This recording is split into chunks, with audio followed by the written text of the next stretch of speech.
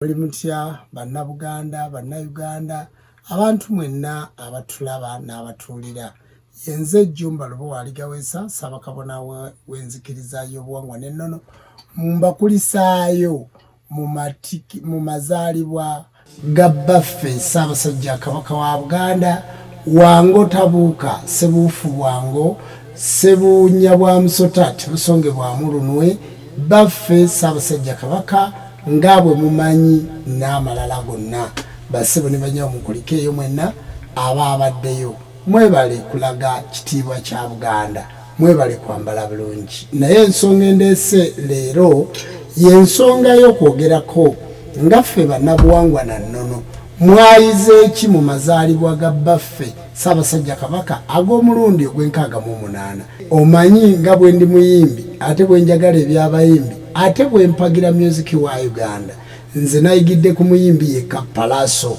Pallaso webale kuwangula omuzungu aga nti congratulation webale kuwangula baffe Ssaabasajja Kabaka yebale kusiima bannayuganda mwayizeemu ki mwalaba omuyimbi Jose Chameleone ayimbidde emyaka 25 26 kumpi agenda myaka 3 naye olw'okuba nti Ssaabasajja Kabaka we yalitandikidde okutunuulira abantu abo n'okubayita bamusanyuseemu mwe mugenda kunuuna mimwa gya bannammwe n'onuuna omumwa gwa munno n'obuuka ekiraga nti otandise okuvoola ekitiibwa kya Buganda.